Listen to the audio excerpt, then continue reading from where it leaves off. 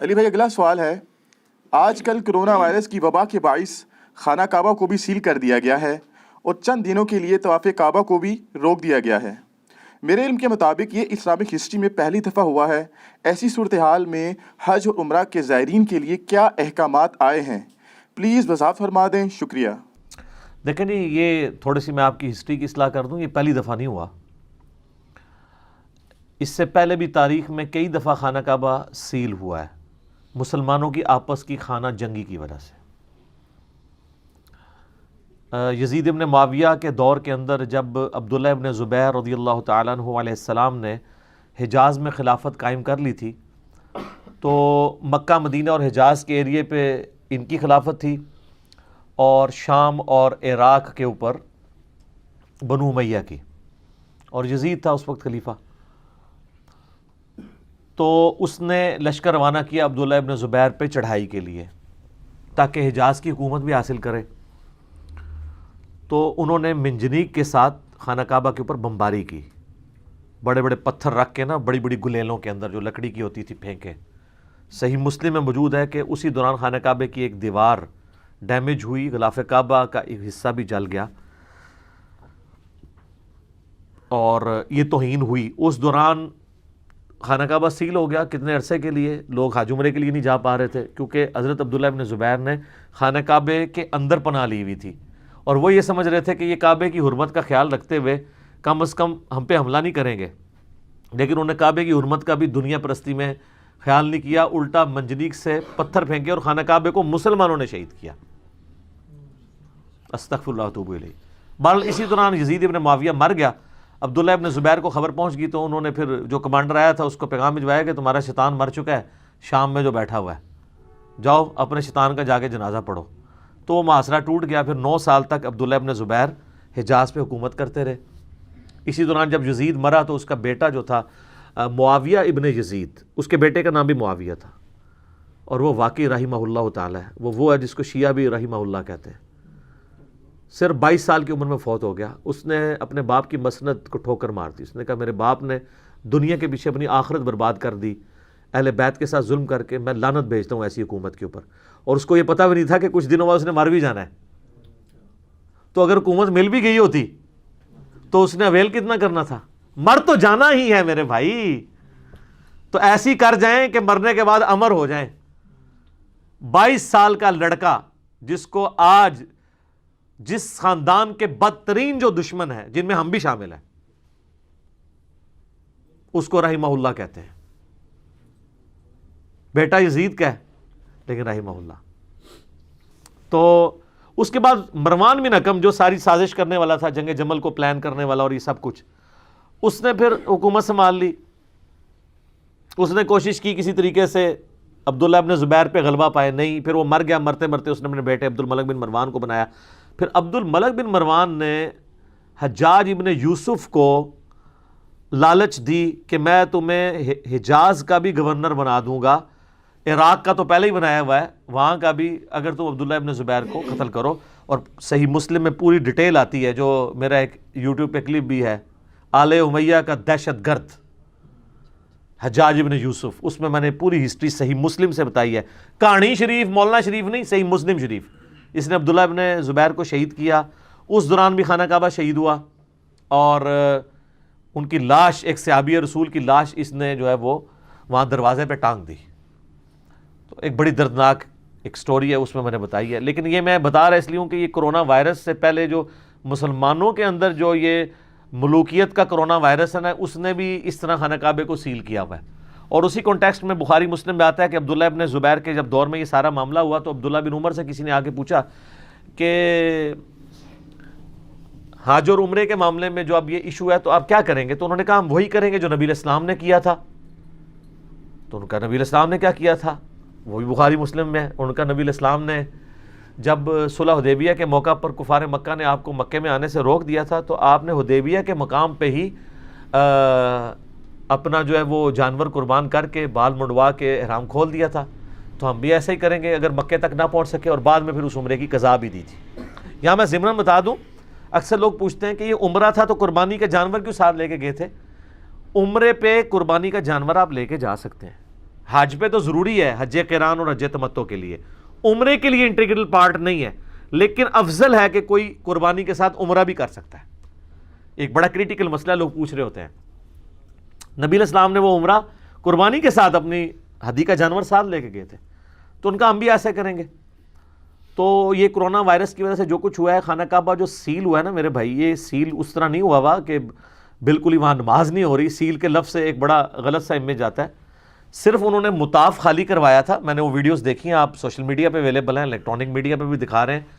انہوں نے مطاف خالی کرا کے جو طواف کعبہ والا معاملہ ہے وہ سب سے اوپر والی منزل پہ شفٹ کر دیا ہے۔ تو ویسے تردد والا کام ہے، وہ تو چکر ہی 1 کلومیٹر سے زیادہ ہو جاتا ہے ایک چکر۔ تو نیچے انہوں نے اسپرے وغیرہ کر کے صفائی کروائی ہے، اور اس کے بعد انہوں نے مطاف کا وہ حصہ جو خانہ کعبہ کا یعنی حتیم ہے اور کعبہ شریف کی اپنی پوری بلڈنگ، اس کو انہوں نے ایک سرکل میں سیل کیا ہوا ہے کہ اس کو کوئی ہاتھ نہ لگائے جا کے۔ حجر اسود کو لوگ چومتے بھی ہیں، اور سب سے آسان ذریعہ جراثیم ٹرانسفر ہونے کا تھوک ہے۔ ایک کرونا والے نے اس کو بوسہ دیا تو تھوک تو لازمی لگتا ہے، دوسرا والا آ کے صرف زبان ٹچ ہی کرے گا، وائرس شفٹ ہو جائیں گے۔ اور یہ وائرس کیا ہے، اللہ تعالیٰ کی عجیب مخلوق، وہ کرونا وائرس والا میرا آپ کلپ دیکھیں سر، آپ کو پوری میڈیکل سائنس پتہ چلے گی، اللہ کی قدرت کا پتہ چلے گا، اور اس میں ایسی صورتحال میں اسلام ہمیں کیا گائیڈ لائنس دیتا ہے ایپیڈیمک اور وائرل ڈیزیز کے حوالے سے۔ جتنے اختلافی مسائل تھے میں نے اس میں ڈسکس کیے ہیں، آپ دیکھ سکتے ہیں۔ تو وہ تھوک سے پھر وہ وائرس ٹرانسفر ہوگا۔ یہ سعودیہ والوں نے چیز لرن کی ہے ایران سے۔ ایران اس وقت آپ کو پتہ ہے ٹاپ آف دا لسٹ ان ملکوں میں آ گئے جہاں پہ یہ وائرس پھیل گیا ہے، کیونکہ وہاں پہ زیارتوں میں بھی لوگ اسی طریقے سے چومتے تھے، تو وہ تھوک سے وہ پھیلنا شروع ہوا۔ اللہ نہ کرے یہ پاکستان میں کوئی کرونا وائرس والا آ کے یہ مزاروں کے پتھروں کو چاٹنا شروع کر دے نا، تو آپ دیکھیں گے یہاں پہ بھی وائرس کیسے پھیلتا ہے۔ تو یہ دربار بھی سیل کرنے چاہیے پاکستان میں، ٹھیک ہے نا جی۔ چلیں وہ اس وجہ سے سیل نہ کریں جو مسلم شریف کی حدیث ہے کہ نبی علیہ السلام فرمایا میں تمہیں منع کرتا ہوں قبروں پہ عمارتیں مت بناؤ، قبروں پہ مت بیٹھو، یعنی مجاور بن کے بھی بیٹھنا، ڈائریکٹ بیٹھنا بھی، اور قبروں کو پکا نہ کرو۔ وہ حدیث اگر مسلم شریف کی نہیں ماننی تو کرونا شریف کا ہی خیال کر لیں۔ تو یہ چانس ہے، یہ انہوں نے لرن کیا، اور حکومت نے ابھی بڑا اسٹرکٹ آپ کو پتہ ڈیسیژن لیا، اور ہماری حکومت کبھی کبھی کوئی بہت اچھا کام کر دیتی ہے۔ ان میں سے ایک یہ ہے کہ انہوں نے ایران کے بارڈر کو وہاں پہ پہلے زائرین کو رکھتے ہیں، اور پورا چیک اپ کرنے کے بعد کچھ دن رکھنے کے بعد ابھی بھی 2000 سے زیادہ زائرین ہیں جن کا انہوں نے انتظام کیا ہوا ہے۔ سر پاکستان میں ریکویسٹ کروں گا، یہ کون سا ایسا فرض ہے جس کو آپ پورا کرنے کے لیے جا رہے ہیں؟ آپ ہسٹوریکل پلیسز کو دیکھنا چاہتے ہیں، وہ آپ کی مرضی ہے، ہم منع نہیں کرتے، لیکن جب اس طرح کا وائرس پھیلا ہوا ہے تو میں نے بخاری مسلم کی احادیث کی روشنی میں کرونا وائرس والے کلپ میں بتایا تھا کہ نبی علیہ السلام نے طاعون کے مرض کے بارے میں، وبائی امراض کے بارے میں فرمایا کہ جہاں پہ پھیلی ہو وہاں آپ نے نہیں جانا۔ تو آپ وہاں کیوں جا رہے ہیں، اور پھر وہاں سے بیماری یہاں لے کے آ رہے ہیں؟ اور ان کے لیے حکم ہے کہ جو وہاں پہ ہیں وہ یہاں پہ نہیں آئیں گے جہاں پہ بیماری نہیں ہے۔ یہ WHO نے جو ڈیسیژن کیا ہے، یہ تو بخاری مسلم میں نبی علیہ السلام 1400 سال پہلے آپ کو بتا چکے ہیں، اور مسلمانوں کا اس پہ عمل ہے الحمدللہ۔ ہمیں چائنا سے کئی بھائیوں نے رابطہ کیا ہے، اور وہ کہہ رہے ہیں کہ جی ہم شہید ہو جائیں گے، یہاں سے نہیں نکلیں گے، اللہ کی مرضی، ٹھیک ہے جی۔ تو یہ اللہ پہ یقین کا اسی وقت پتہ چلتا ہے کہ جب مشکل وقت آئے۔ ایئر کنڈیشن گاڑی میں سفر کر کے، ایک ایئر کنڈیشن مسجد میں جا کے، صاف ستھرا کھانا کھا کے، نبی علیہ السلام کی وہ احادیث بیان کرنا کہ آپ چٹائی پہ بیٹھتے تھے تو نشان پڑ جاتا تھا، یہ بہت آسان ہے۔ جب آپ چٹائی پہ شفٹ ہوں گے پھر پتہ چلے گا کہ یہ بیان بھی ہو سکتا ہے کہ نہیں۔ تو یہ مشکل وقت آتا ہے۔ تو انہوں نے سیل اس طرح نہیں کیا ہوا کہ جناب وہ خانہ کعبہ ہی سیل ہو گیا، تو انہوں نے حصہ وہ کیا ہے، اور مطاف انہوں نے نماز کے لیے کھول دیا، لوکل لوگوں کے لیے، آؤٹ سائڈر کے لیے فی الحال عمرہ بھی انہوں نے کینسل کر دیا ہے۔ اور آپ پتہ ہے پاکستان میں بھی کئی بیچارے آج ہی بیٹھے ہوئے تھے ایئرپورٹ کے اوپر، اور ان کو انہوں نے پھر پیسے واپس کر کے بھیجا ہے۔ اب جنہوں نے احرام باندھ کے نیت کر لی ہوئی تھی ان کو تو پھر ظاہر دم دینا پڑے گا، اور جنہوں نے صرف احرام باندھے تھے ابھی نیت نہیں کی تھی، زیادہ تر لوگ ایسے ہی ہوتے ہیں، وہ راستے میں یہ لم جو جگہ آتی ہے نا میقات، وہاں پہ پہنچ کے وہ جہاز میں اناؤنسمنٹ ہوتی ہے، وہاں لوگ نیت کرتے ہیں۔ خالی احرام پہنے سے کوئی محرم نہیں ہو جاتا جب تک نیت نہ کر لے، تو اس کو ان کو دم پھر ضرورت نہیں ہے جنہوں نے بھی نیت نہیں کی۔ میرا اپنا چھوٹا بھائی ہے، اس نے 3-4 دن پہلے مجھے فون کر کے پوچھا، کہتا ہے جی اس نے تو بکنگ کرائی ہوئی تھی 29 مارچ کی، انگلینڈ سے اس نے عمرہ کرنا تھا اور پھر پاکستان آنا تھا، اس کا بھی کینسل کر دیا. انگلینڈ والوں کو بھی نہیں آنے دے رہی، یہ نہیں ہے کہ صرف پاکستان کو نہیں. تو اب چونکہ اس کی فلائٹ جانی وہاں سے ہے، جدے سے ہو کے پاکستان کنیکٹڈ فلائٹ ہے، تو وہ مجھے کہہ رہا تھا کہ جی جدے میں اگر میں اتروں تو احرام تو میں نے نہیں پہنا ہوگا، احرام تو ویسے ہی اتروا لیں گے، وہ نہیں جانے دیتے آؤٹ سائڈر کو، تو میں سادہ کپڑوں میں صرف طواف اور خانہ کعبے کی زیارت کے لیے جا سکتا ہوں. میں نے کہا پھر تو جا سکتے ہیں آپ، کوئی مسئلہ نہیں ہے اگر انہوں نے جانے دیا تو، ورنہ وہ نہیں نکلنے دیں گے وہاں سے. تو چونکہ وہ اس نے مسئلہ اس لیے پوچھا کہ فقہ حنفی کا یہ مسئلہ ہے کہ آپ میقات کو بغیر احرام کی حالت کے کراس نہیں کر سکتے، ادروائز آپ کو دم دینا پڑ جائے گا. تو جو حنفی ہیں نا وہ کنیکٹڈ فلائٹ میں جو آتے ہیں نا، میقات ان کا کراس ہوتا ہے، ان پہ پڑھنے دم.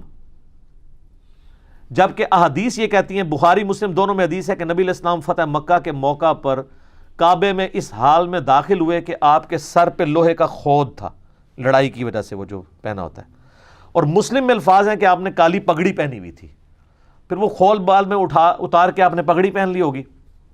اس پہ امام بخاری نے باب باندھا ہے کہ اگر کسی شخص کی عمرے اور حج کی نیت نہ ہو تو وہ بغیر احرام کے بھی مکے میں داخل ہو سکتا ہے. بیسیکلی انہوں نے حنفیوں کا رد کیا ہے. حنفی یہ کہتے ہیں کہ جو بندہ مکے آئے گا اس پہ عمرہ کرنا فرض ہے، حالانکہ عمرہ خود ہی نفلی عبادت ہے. جبکہ امام بخاری نے کہا کہ نبی علیہ السلام جب فتح مکہ کے موقع پہ آئے ہیں تو آپ نے تو عمرہ نہیں کیا، آپ نے تو احرام بھی نہیں پہنا ہوا تھا، الٹا سر پہ خود پہنا تھا. اس چیز کا ثبوت ہے کیونکہ محرم تو سر پہ کوئی چیز نہیں لے سکتا، ننگے سر ہوتا ہے. تو امام بخاری نے بتایا، کیا بتایا؟ وہی جو ہم آپ سے کہتے ہیں کہ مرنے سے پہلے اے مسلمان کر لے اس پہ غور، کتابوں کا خدا اور ہے بابوں کا خدا اور. انہوں نے کہا کتابوں کی شریعت یہ کہتی ہے. تو میں نے اپنے اس بھائی کو بتایا کہ بھائی پریشان نہیں ہونا، سادہ کپڑوں میں زیارت کے لیے چلے جاؤ، طواف بھی کرو، عمرہ نہیں کر سکتے جو کہ محرم نہیں ہو، لیکن دم شم کوئی واجب نہیں ہوگا، تم نے تو احرام پہنا ہی نہیں ہوا. اور اگر وہ میقات کراس بھی ہو جاتا ہے مکے کی نیت سے اور آپ عمرے اور حج کے لیے نہیں جا رہے تو آپ پہ کوئی واجب نہیں ہے کہ آپ نے کرنا ہے. افضل ہے آپ ضرور کریں، جو وہاں کے رہنے والے لوگ ہیں ضرور کریں. تو انہوں نے جو سیل کروایا نا میرے بھائیوں، میں نے اس کی ویڈیوز بھی دیکھی ہیں، الیکٹرانک میڈیا پہ بھی آ رہی ہیں، سارے بڑے چینلز نے دکھائی ہیں. وہ اتنا حصہ انہوں نے سیل کیا ہے تاکہ لوگ غلاف کعبہ سے چپکتے ہیں یا وہاں پہ حجر اسود کو بوسہ دیتے ہیں تو وہ ٹرانسفر نہ ہو، باہر وہ رہیں. تو میرا خیال ہے جب ریویلڈ نالج سے یہ چیز اسٹیبلش ہو چکی ہے تو اس میں کوئی حرج نہیں ہے اور کہ یہ ریسٹرکشن لگائی جائے. البتہ یہ ریسٹرکشن وہ نہیں لگا سکتے کہ آؤٹ اسٹیشن لوگوں کو وہ وہاں آنے سے روک دیں. اس کے لیے ان کو وہی کرنا چاہیے جو پاکستان نے کیا ہے کہ اگر کوئی پاکستانی گئے ہوئے تھے ایران اور وہ واپس آنا چاہتے ہیں، ایرانی نہیں ہے، ان کا چیک اپ کر لیں. اگر کرونا وائرس ان میں نکلتا ہے تو ان کو واپس بھیج دیں یا وہاں پہ کہیں رکھیں، یہاں نہ آنے دیں. جو بخاری مسلم کی حدیث ہے کہ جہاں پہ وبائی مرض پھیلے وہاں کے لوگ باہر نہ نکلیں، باہر والے وہاں نہ جائیں. سعودیہ والوں کو اگر ایشو ہے تو ان کے پاس تو پیسہ ہی بہت ہے، ویسے آج کل بھوک پہ ہی ہے. ایتھے بھی مولویوں نے وظیفے بند کرتے انہوں نے، اور میرے کھاتے ہی نا وظیفے پہ جان کدھرے، میں نہیں بند کرائے. تو وہ ایئرپورٹس کے پاس بڑے بڑے جو ہیں وہ کیمپس ٹیمپرری قائم کر سکتے ہیں جس میں وہ چیک کریں کہ جو وائرس والا بندہ ہے اس کو نہ آنے دیں، باقیوں کو تو آنے دیں، خام خواہ اس کو بند کر رہے ہیں. اور یہ بھی یاد رکھیے گا سورہ الحج کے اندر موجود ہے، اللہ تعالیٰ نے فرمایا کہ مکے کو ہم نے مکے کے شہریوں کے لیے اور آؤٹ اسٹیشن لوگوں کے لیے بھی مشترکہ جگہ بنایا ہے کہ ان کو کوئی روک نہیں سکتا مکے میں آنے سے. مکہ وہ انٹرنیشنل سٹی ہے جہاں جس کے پاس لا الہ الا اللہ محمد الرسول اللہ کا سرٹیفکیٹ اور پاسپورٹ موجود ہے نا، اس کو مکے جانے سے کوئی روک نہیں سکتا. یہ حرام ہے کہ آپ کسی کو کہیں کہ جس نے 1 سال حج کر لیا وہ 5 سال سے پہلے آ نہیں سکتا. آپ کون ہوتے ہیں یہ فیصلہ کرنے والے؟ آپ انتظام کریں. یہ میں for the sake of argument کہہ رہا ہوں. آج آپ امریکہ کے حوالے کر دیں نا حرم شریف، اور ان کو کہیں کہ کروڑوں لوگ یہاں پہ آتے ہیں اور آپ کی یہ اکانومی اس سے چلتی ہے، تو اس وقت تو 40 لاکھ حج کے لیے آ رہے ہیں، اگلے سال 80 لاکھ آئیں گے. وہ کہیں گے سر کوئی مسئلہ نہیں، 1 کروڑ بھیجیں، ہم 1 سال میں انتظام آپ کو کر دیتے ہیں. اتنا پیسہ ہے، سب کچھ ہے، کر سکتے ہیں. ٹورزم کی دنیا میں کوئی ایسی جگہ ہے جہاں 170 سے زیادہ ملکوں کے لوگ آتے ہوں سوائے حرمین کے؟ کتنی اکانومی جنریٹ ہو رہی ہے, اس سے بڑا کوئی ٹورزم کا کوئی سورس نہیں ہے. تو آپ یار ان کے اوپر یہ خرچ نہیں کر سکتے کہ آپ انتظام کریں ان کے لیے؟ یہ کیوں پابندی لگائی ہے کہ جی جس نے ایک بار کر لیا 5 سال تک نہیں کر سکتا؟ یہ پابندی حرام ہے.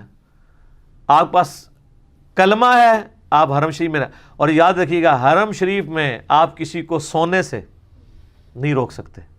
اس لیے آپ دیکھیں مسجد نبوی تو رات کو 10 بجے وہ بند کر کے نا آپ کو باہر نکال دیتے ہیں. حرم شریف میں آپ سوئے رہیں, خراٹے لیتے رہیں, آپ کو کوئی نہیں اٹھائے گا, کیونکہ اللہ نے آپ کو اجازت دی ہوئی ہے. حرم آپ کے گھر کی طرح ہے کیونکہ اللہ کا گھر ہے. تو قرآن میں ہے کہ سورۃ الحج کے اندر ہم نے حرم کو مکے کے رہنے والوں کے لیے اور آؤٹ سائڈر کے لیے مشترکہ جگہ بنایا ہے. جتنا سر سعودیہ والوں کا حق ہے نا مکے کے اوپر, اتنا ہی دنیا میں کسی کارنر پہ رہنے والے رشین کا, انڈونیشین کا, پاکستانی کا, یورپین کا, امریکن کا اتنا ہی حق ہے کعبے کے اوپر, کیونکہ اللہ تو سانجھا ہے نا ساڑا. پھر ہمارے پاس پاسپورٹ بھی ہے کلمے کا الحمدللہ. تو یہ نہیں روک سکتے, یہ اس کو ہم کنڈیم کرتے ہیں. باقی یہ جو انہوں نے ریسٹرکشن لگائی وہ بالکل ٹھیک ہے. اور اس میں میں شرعی ایک مسئلہ بتا دوں کہ جو لوگ حج اور عمرے کے لیے حرمین جائیں اور اس طرح کی کوئی آفت وہاں پہ خدشہ ہو پھیلنے کا, ایون حجر اسود وہ چومنے کے لیے کھول بھی دیں تب بھی کوئی ضرورت نہیں چومنے کی. نبی علیہ السلام نے آپ کے لیے سنت اسٹیبلش کی ہے.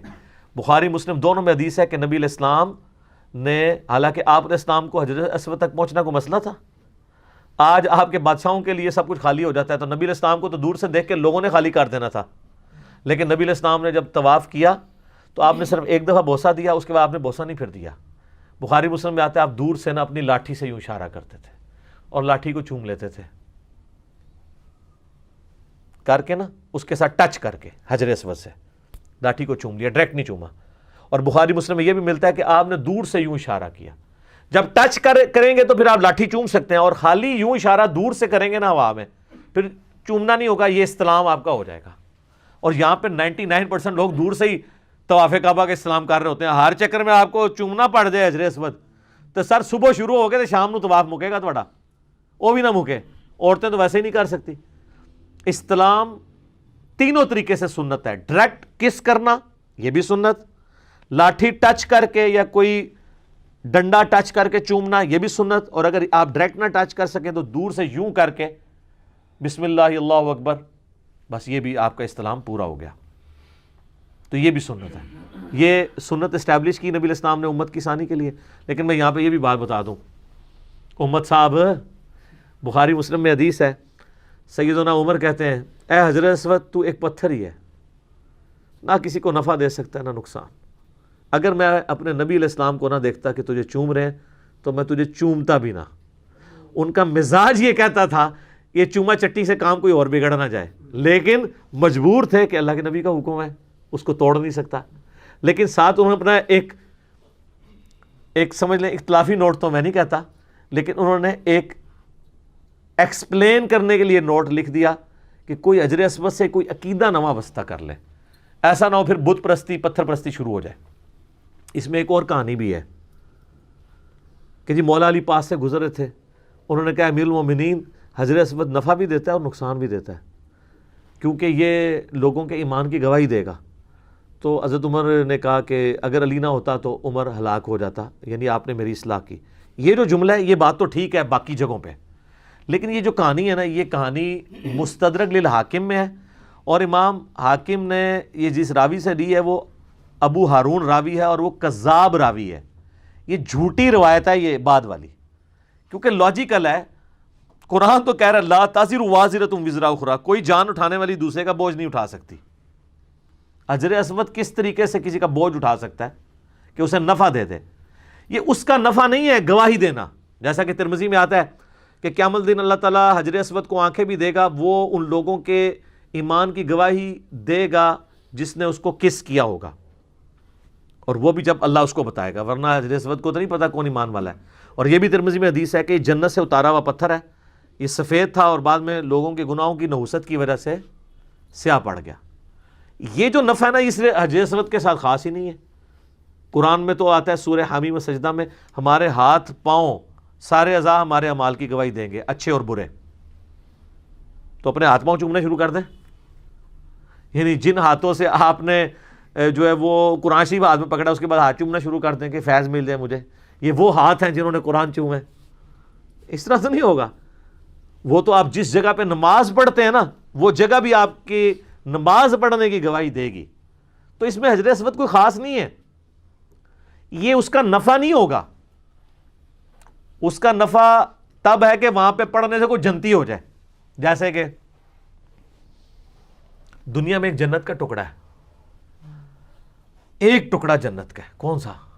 ریاض الجنہ جو مدینہ شریف میں ہے، بخاری مسلم دونوں میں حدیث ہے، میرے ممبر سے میرے گھر تک جنت کے ٹکڑوں میں سے ایک ٹکڑا ہے۔ ایک پاکستان میں بھی ہے،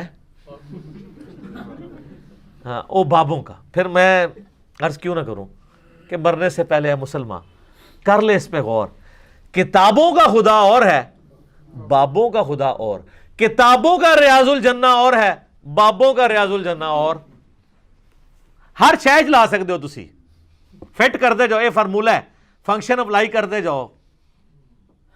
تو وہ یہ ہے جس کی کوئی سند نہیں ہے، اس کی سند بخاری مسلم میں ہے، اور امام بخاری نے اس پہ باب باندھا ہے، قبر رسول سے ممبر رسول جنت کا ٹکڑا ہے۔ آج کی ڈیٹ میں قبر رسول اسی جنت کے ٹکڑے میں ہے، اور سیدنا ابو بکر و عمر کی قبریں بھی علیہم السلام وہ نبی الاسلام کے ساتھ ہیں اسی جنت کے ٹکڑے میں۔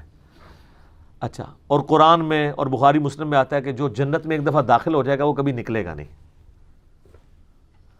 تو اس آیت اور حدیث کے تحت جو بندہ ریاض الجنہ میں ایک دفعہ 2 نفل پڑھ لے تو پکا جنتی ہو گیا۔ تو آپ کی عقل مانتی ہے کہ ایسا ہو جائے گا؟ اپنے مال کے مطابق اٹھایا جائے گا، ایسے تو نہیں ہو سکتا۔ دنیا بقدر ایفرٹ ہے اور آخرت میں اعمال کا حساب دینا ہے۔ اعلیٰ حضرت نے جذبات میں ایک نعتیہ شعر لکھا ہے، جنت میں آ کے نار میں جاتا نہیں کوئی۔ وہ کہتے ہیں کہ یہ تو اللہ کا وعدہ ہے، جو جنت میں ایک دفعہ آ گیا نا دوبارہ دوزخ میں نہیں جائے گا۔ تو وہ ریاض الجنہ میں بیٹھے انہوں نے یہ شعر لکھا کہ یا اللہ میں جنت میں آ گیا ہوں تو میں امید کرتا ہوں اب مجھے دوزخ میں نہیں تو بھیجے گا۔ یہ ایک جذباتی جملہ، ایک شعر، ایک محبت کا انداز تو ہو سکتا ہے، لیکن ریالٹی نہیں ایسے، ریالٹی بڑی تلخ ہے۔ ریالٹی یہ ہے کہ بخاری مسلم دونوں میں حدیث ہے، میری بیٹی فاطمہ میرے مال میں سے جو تو نے مجھ سے لینا ہے لے لے، اگر اللہ نے تجھے پکڑ لیا تو میں قیامت دن تیرے کچھ کام نہیں آؤں گا۔ حالانکہ فاطمہ بخاری مسلم میں آتا ہے جنتی عورتوں کی سردار ہے، لیکن امت کو سمجھایا جا رہا ہے اس پہ تکیہ نہ کر کے بیٹھ جانا اس بات کے اوپر۔ اگر میں اپنی بیٹی کو کہہ رہا ہوں تو تم لوگ یہ نہ کہنا کہ جی جو بھی ہیں تیرے محبوب کی امت سے ہیں۔ اور سر یہاں تو لوگ اس سے بڑھ کے بات کر رہے ہیں، لوگ کہہ رہے ہیں آپ ہمارے مرید ہو جاؤ، ہم اس وقت تک جنت میں نہیں جائیں گے جب تک تمہیں نہ ساتھ لے جائیں۔ اور ہمارے بولے والی عوام کہہ رہی ہوتی سبحان اللہ۔ اس سے بڑا تکبر کا جملہ کوئی بول سکتا ہے؟ کیا سیدنا ابوبکر، عمر، عثمان و علی نے کبھی یہ جملہ بولا کہ جو میرے ساتھ اٹیچ ہو جائے میں جنت میں نہیں جاؤں گا جب تک کہ میں اللہ تعالیٰ سے جھگڑا کر کے اسے نہ لے جاؤں؟ سر نعوذ باللہ، اتنا تکبر کا جملہ کوئی اللہ کا ولی بول سکتا ہے؟ جھوٹ باندھا ہوا انہوں نے بزرگوں کے اوپر، اور بالفرض اگر کسی بزرگ نے بھی کہا ہے تو وہ خود اللہ کو جواب دے گا۔ یہ نہ کتے اور ہی لے جائے تو نال جتنے آپ جانا سے، اتنی تکبر کے اوپر مبنی جملے۔ تو یہ وائرس کا جو فتنہ آیا ہے، اللہ کی طرف رجوع لائیں، دعائیں مانگیں، اذکار کریں، اور مسلمان کا تو یقین ہے موت کا ایک وقت مقرر ہے، وہ تو آنا ہے۔ تو باقی اللہ کی جو مرضی۔ تو اس معاملے میں جو یہ سعودی حکومت نے جو اس طرح کا ایکشن لیا ہے، اس کے اوپر ہمیں ان پہ کوئی کرٹیسزم نہیں ہے اس معاملے میں کہ وہ اتنے حصے کو انہوں نے سیل کیا ہے تاکہ وہ پھیلے نہ۔ باقی طواف کعبہ انہوں نے روکا نہیں ہے، تیسری منزل پہ تھا، اب نیچے بھی شروع ہو گیا، وہ صفائی کی وجہ سے انہوں نے زیادہ کروایا تھا، اور یہ ایک جینون کیس ہے، اس میں کوئی مسئلہ نہیں ہے، اور زیادہ پینک پھیلانے کی ضرورت نہیں ہے، زیادہ ٹینشن لینے کی ضرورت نہیں ہے۔ اچھا مجھے بتائیں، اللہ قرآن میں بار بار کہتا ہے کہ ہر جان نے موت کا مزہ چکھنا ہے، لیکن آپ ڈرتے نہیں ہیں۔ کرونا وائرس کو لوگ کتنا ڈر گئے ہیں، وہ تو اللہ کی مرضی ہے، کرونا کے ذریعے جان لے کسی کی، ایئر کریش کے ذریعے لے، روڈ ایکسیڈنٹ میں لے، گردے کے فیلئر سے لے، ہارٹ فیلئر سے لے، یا برین ہیمریج سے لے، جانا تو ہے سب نے دنیا سے۔ کسی کو یہ پتہ نہیں کہ اس کا ایگزٹ کیسے ہونا ہے، اور کسی کا ایگزٹ کسی اس طرح کے طریقے سے چلا بھی جائے تو اس کے اوپر کوئی قدغن نہیں لگانی چاہیے۔ بخاری مسلم میں حدیث ہے جو طاعون کے مرض میں مر گیا وہ میری امت کا شہید ہے۔ علمی پوائنٹ نمبر 1، وہ یہ ہے میرے بھائیوں کہ ایپیڈیمک ڈیزیزز جو ہیں، وبائی امراض یا وائرل ڈیزیزز، اس سے متعلق اسلام ہمیں کیا عقیدہ بتاتا ہے. کیونکہ صحیح بخاری اور صحیح مسلم میں ایک حدیث ہے، حضرت ابو ہریرہ رضی اللہ تعالیٰ عنہ کہتے ہیں کہ نبی صلی اللہ علیہ وآلہ وسلم نے فرمایا کہ کوئی مرض بھی متعدی نہیں ہوتا، وبائی نہیں ہوتا، ایپیڈیمک نہیں ہوتا. جب آپ علیہ السلام نے یہ بات ارشاد فرمائی تو وہاں پہ ایک دیہاتی تھا، وہ کہنے لگا یا رسول اللہ صلی اللہ علیہ وآلہ وسلم، اگر کوئی مرض وبائی نہیں ہوتا تو ہم دیکھتے ہیں کہ ہمارے اتنے خوبصورت اونٹ ہرن جیسے موٹے تازے ہوتے ہیں، اور ایک خارش والا اونٹ جب ان میں داخل ہوتا ہے تو سب کوئی خارش لگا دیتا ہے، اور آپ کہہ رہے ہیں کہ وبائی مرض نہیں ہوتا، ہم نے تو یہ پریکٹس کی ہے. تو آپ صلی اللہ علیہ وآلہ وسلم نے فرمایا کہ اچھا وہ تو ان کو خارش لگا دیتا ہے، یہ بتاؤ کہ جو پہلا اونٹ ہے اس کو خارش کس نے لگائی تھی؟ بیسیکلی نبی علیہ السلام اسباب کے ساتھ ساتھ مسبب الاسباب کے اوپر نظر رکھنے کی ترغیب دلا رہے تھے کہ ظاہری وجوہات ضرور ہوتی ہیں، لیکن اس سارے معاملے میں تقدیر کو آپ نے پس پش نہیں ڈالنا، کیونکہ دوسری احادیث اس کو بریف کرتی ہیں. صحیح بخاری اور صحیح مسلم میں ایک اور حدیث ہے کہ نبی علیہ السلام نے فرمایا، حضرت ابو ہریرہ ہی روایت کرتے ہیں کہ کوئی اپنے بیمار اونٹ کو صحت مند اونٹ کے ساتھ نہ رکھے. اب یہاں پہ اس کا اشارہ ہے کہ یہ ایپیڈیمک ہو سکتا ہے. جب یہ حدیث حضرت ابو ہریرہ نے بیان کی نا تو وہ تابعی کہنے لگے کہ یا حضرت آپ نے پہلے تو ہم سے یہ حدیث بیان کی تھی کہ کوئی مرض ایپیڈیمک نہیں ہوتا، تو آپ اپنی جوانی کی وہ حدیث جو ہے وہ بھول گئے ہیں یا آپ نے جان بوجھ کے اس کو بیان نہیں کیا؟ تو انہوں نے کہا کہ نہیں، حدیث یہی ہے جو میں تم سے بیان کر رہا ہوں. تو حضرت ابو ہریرہ اپنی وہ راوی کہتے ہیں مجھے نہیں یاد کہ حضرت ابو ہریرہ وہ حدیث بھول گئے تھے یا جان بوجھ کے انہوں نے اس حدیث کو بیان نہیں کیا، اور اینڈ رزلٹ بتایا کہ وہ اگر اس کا وہ معنی بھی لو تو وہ منسوخ تصور ہوگا. ویسے تو منسوخ بھی نہیں ہے، وہ اور کانٹیکسٹ میں ہے کہ تقدیر پہ بھی ایمان رکھنا ہے، بیماری اوریجنیٹ اللہ ہی کی طرف سے ہوتی ہیں. تو اب جو اس وقت ہمارے پاس عقیدہ ہے وہ یہی ہے کہ بیمار کو آپ نے صحت مند سے الگ رکھنا ہے. ہاں تیمارداری ضرور کرنی ہے، یہ نہیں ہے کہ اس کو مرنے کے لیے چھوڑ دینا ہے، ایسا بھی نہیں ہونا چاہیے. کیونکہ صحیح بخاری میں ایک حدیث ہے کہ نبی علیہ السلام نے فرمایا کہ کوئی بیماری متعدی نہیں ہوتی، یعنی اپنی اوریجن میں نہیں ہوتی، جب لگ جائے تو پھر آگے لگ سکتی ہے. اس کے ساتھ آگے الفاظ ہیں، جزام کے مریض سے ایسے بھاگو جیسے شیر سے بھاگتے ہو. تو اگر متعدی نہیں ہے تو جو جزام کا مریض ہے اس سے بھاگنے کا کیا حکم ہے؟ ایپیڈیمک ہوتا ہے. کیونکہ ہو سکتا ہے آپ کو لگ جائے تو آپ یہ عقیدہ بنا لیں کہ نہ میں اس کو ملتا تو نہ لگتی، اور اللہ کو بیچ میں سے نکال دیں، تو بہتر یہ ہے کہ آپ اس آزمائش میں پڑیں ہی نہ. پھر صحیح مسلم میں ایک حدیث ہے کہ ایک جزام والا شخص بنو ثقیف سے نبی علیہ السلام کے پاس حاضر ہوا بیعت کے لیے، تو آپ علیہ السلام نے باہر سے ہی فرمایا کہ تمہاری بیعت ہوگی، تم واپس چلے جاؤ. آپ نے اس کے ساتھ ہاتھ نہیں ملا کر بیعت کی. آپ علیہ السلام نے یہ پریکٹیکلی یہ چیز سکھائی ہے کہ اس میں بعض لوگ جو ہیں وہ جب فلو لگتا ہے تو وہ اپنا برتن کسی کا الگ کرتے ہیں، وہ برا منانا شروع کر دیتا ہے. تو اس میں برا نہیں منانا چاہیے. نبی علیہ السلام زیادہ خوش اخلاق کون تھا؟ وَإِنَّكَ لَعَلَىٰ خُلُقٍ عَظِيمٍ. لیکن کچھ رولز اور ریگولیشن ہیں، ان کو بھی آپ نے فالو کرنا ہوتا ہے، جو اللہ ہی نے اپنے پیغمبروں کے ذریعے اپنے بندوں تک باتیں پہنچائیں. تو یہ کلیئر ہو گیا کہ یہ مرض ایپیڈیمک ہو سکتا ہے، وبائی ہو سکتا ہے. علمی پوائنٹ نمبر 2 وہ ہے میرے بھائیوں، ایپیڈیمک ڈیزیز کے بارے میں ہمارا ایٹیچیوڈ کیا ہونا چاہیے. اس حوالے سے بخاری اور مسلم دونوں میں ایک حدیث ہے، بڑی انٹرسٹنگ، بڑی ڈیٹیلڈ حدیث ہے کہ سیدنا عمر فاروق رضی اللہ تعالیٰ عنہ اپنے دور خلافت میں شام وزٹ کرنے کے لیے گئے. فورن وزٹس پہ جایا کرتے تھے، ظاہر سلطنت اتنی پھیلی ہوئی تھی. تو جب وہ شام کے قریب پہنچے تو وہاں کے جو آرمی چیف تھے وہ ابو عبیدہ ابن جرح تھے. وہ شام سے باہر ہی ان کو ریسیو کرنے کے لیے آئے ہوئے تھے ایک دوسرے شہر میں، اور کہا کہ اے امیر المومنین، شام میں تو طاعون کا مرض پھیل چکا ہے. میں نے بتایا نا کہ 14ویں صدی عیسوی کے اندر، آج سے 600 سال پہلے 2 کروڑ لوگ یورپ میں مرے ہیں طاعون کے مرض سے. ماڈرن دور ہے اور یہ بات ہو رہی 1400 سال پرانی. تو حضرت عمر نے وہیں پہ پڑاؤ ڈال لیا اور کہا کہ صحابہ کرام سے مشورہ کیا جائے گا کہ اب ہمیں طاعون والی جگہ پہ جانا چاہیے یا نہیں جانا چاہیے. تو صحابہ کرام کی دو رائے بن گئی.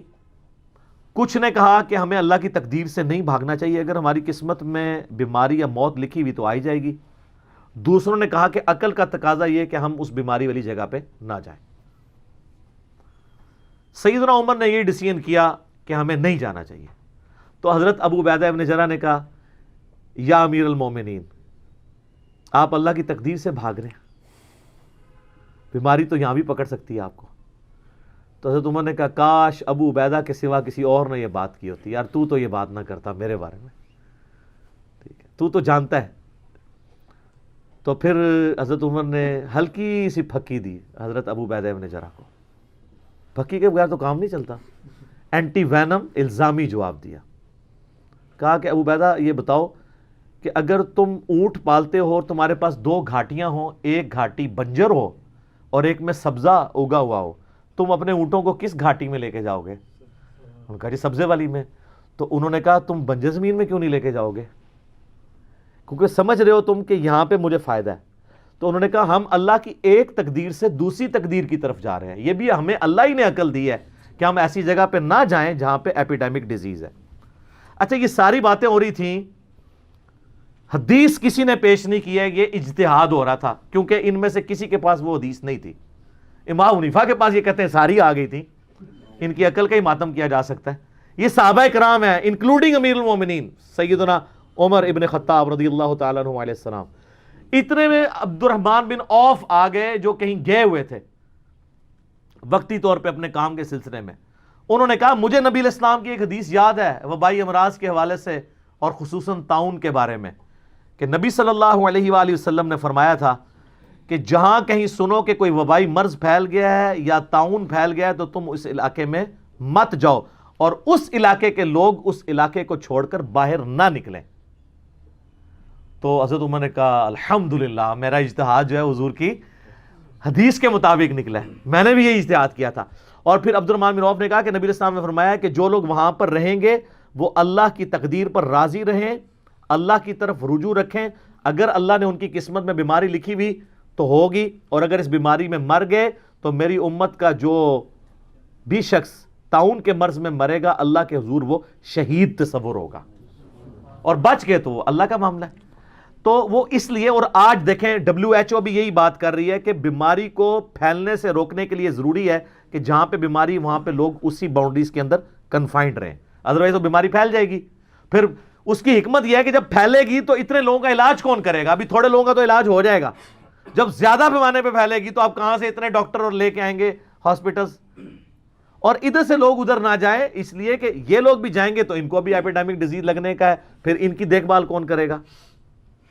تو یہ بالکل آپ دیکھ لیں ووہان سٹی جو ہے ان کا 1 کروڑ سے زیادہ آبادی ہے اور سڑکیں سنسان ہوئی ہیں, سب لوگ گھروں کے اندر ہیں, 14 دن گزرنے کا انتظار کر رہے ہیں وہ, اور ایک ایک کی تھرمل سکریننگ بھی ہو رہی ہے ایئرپورٹس کے اوپر بھی ادھر بھی. ہماری بھی امید ہے کٹس آ گئی ہوں گی, امید ہے اللہ کرے کہ آ گئی ہو. تو اور میں دیکھ رہا ہوں کتنی ڈٹائی کے ساتھ ہمارے وزراء کہہ رہے ہیں ہم چائنیز کا ٹیسٹ کر لیا, کوئی بھی نہیں ہے, کٹ ابھی تک پہنچی نہیں ہے, ٹیسٹ کتنے کیتا ہے, کہانیاں کران دے ہو, ٹھیک ہے, تے جناب تھوکی چ پکوڑے تل دینے. اس طریقے سے نہیں چیک ہوتا, کٹ آئے گی تو آپ چیک کریں گے نا. اس طریقے سے ہمارے پاس ایکسپرٹیز ہی نہیں چیک کرنے کی, ٹھیک ہے, نہ ہمارے پاس وہ سائنٹسٹ موجود ہیں, ہم نے ان سے مستعار چیزیں لے کے چیک کرنا ہے اور پہلے اناؤنسمنٹ کر دی ہے جی کسی میں کوئی چیز نہیں نکلی ہے. باقی ملکوں نے تو ایسے لوگ جو ادھر چائنا سے ہیں ان کو علیحدہ رکھا ہوا ہے, پوری چیکنگ کے بعد وہ پھر ان کو اپنے مین سٹریم میں لوگوں میں آنے دیں گے. ایک اور حدیث ہے صحیح بخاری اور مسلم کی کہ نبی صلی اللہ علیہ وآلہ وسلم نے فرمایا کہ یہ جو طاعون ہے یہ بنی اسرائیل کے لیے اللہ تعالیٰ کی طرف سے ایک عذاب نازل ہوا تھا, جو آج ہماری سورہ بقرہ میں آیات بھی آئی تھی کہ انہوں نے انبیاء کو قتل کیا, اللہ کی آیات سے روگردانی کی, تو اللہ نے ان پر آسمان سے ایک عذاب نازل کیا جو تورات میں آتا ہے کہ یہ پلیگ کا مرض, طاعون کا مرض پھیل گیا تھا. آپ علیہ السلام نے فرمایا عذاب ان لوگوں کے لیے جو نافرمان ہیں, اور فرمایا کہ جو نیکوکار لوگ ہیں میری امت کے ان کے لیے یہ طاعون کا مرض جو ہے یہ رحمت ہے کہ اس میں اگر یہ مر جائیں گے تو اللہ کے حضور شہید لکھے جائیں گے. ظاہر موت تو اپنے ٹائم پہ آنی ہے, یہ زیادہ ہائی لائٹ پتہ کیوں ہو جاتی ہے جب اتنے لوگ مرتے ہیں, ورنہ آپ کو میں بتاؤں 1 گھنٹے میں 6000 لوگ روزانہ مر رہے ہیں, 24 گھنٹے میں کتنے ہوئے؟ 1.5 لاکھ. 1,50,000 لوگ روزانہ مر رہے ہیں. لیکن اگر ایک دن زلزلے میں 50,000 لوگ مر جائیں، لوگ کہتے ہیں اوہ 50,000 بندہ مر گیا، حالانکہ 1.5 لاکھ روزانہ مر رہے ہیں. تو یہ اللہ کی حکمت ہے کہ اللہ جب بڑی اس طرح کی جو آتی ہیں نا آفات، ان کے ذریعے انٹرنیشنل لیول کے اوپر موت کی تذکیر کرواتا ہے. ایک گھر کی موت ایک محلے کے لیے نصیحت ہے، ایک محلے میں زیادہ اموات ایک شہر کے لیے نصیحت ہے، ایک شہر کا کسی قدرتی آفت میں مبتلا ہونا ایک ملک کے لیے، اور ایک ملکی لیول کے اوپر جو آفت آتی ہے جس طرح اب چائنا میں آئی ہے. اب دیکھیں آفت تو ملکی لیول پہ ہے، لیکن پوری دنیا کے اندر ایک موت کا سگنل آیا ہے کہ بھئی اپنی تیاری کرنی ہے. ادروائز لوگ تو مر رہے ہوتے ہیں، لہٰذا اس میں کوئی پریشان ہونے والی بات نہیں ہے.